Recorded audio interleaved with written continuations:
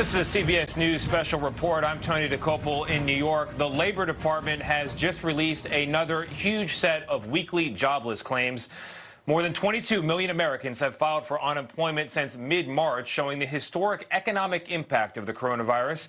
CBS News business analyst Joe Schlesinger joins us now. So, Joe, for 4 weeks now, we've seen a torrent of job losses. We're getting new numbers in right at this moment. What are they? Are we adding to that misery?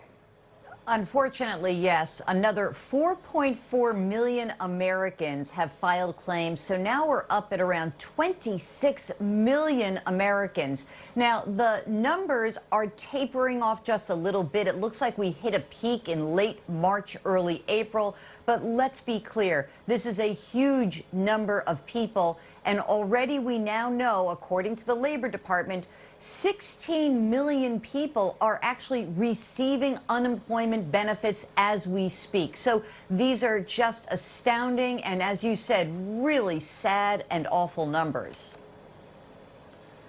So, Joe, some states are beginning to think about reopening some businesses at least, and the White House would like to suggest that we could see a so-called V-shaped recovery, steep downturn, rapid return. Is that still in the cards? You also hear about a W-shaped recovery. What's the difference and what's it looking like?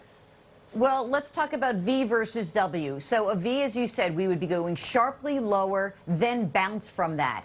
I think that that's a little ambitious. What a W really means is that you have a sharp down, a slight up, and then data turn down again. It's also known as a double dip recession. And here's the fear among economists, that if we go back too quickly to work, that we are more likely to see a second leg down.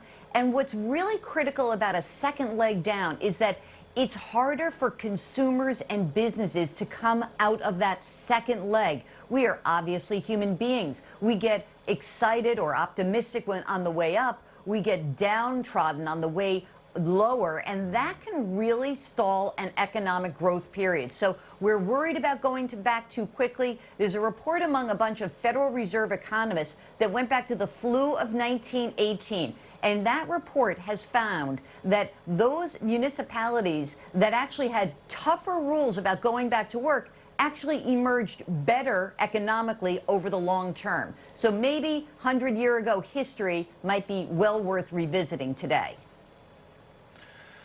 All right, Jill, thank you very much. We now have 5 weeks of coronavirus-related jobless claims, and they total roughly 26 million Americans. Cumulatively, the unemployment rate is estimated in April to be about 15%. To find a rate that high, you have to go all the way back to the Great Depression. Our coverage will continue on our 24-hour streaming network, CBSN, and you can watch it at cbsnews.com or on our CBS News app. There will be more to come on your local news on this CBS station, and tonight on the CBS Evening News with Norah O'Donnell. Many of you will now return to CBS This Morning. This has been a CBS News special report. I'm Tony DeCopel, CBS News, New York. For news 24 hours a day, go to cbsnews.com.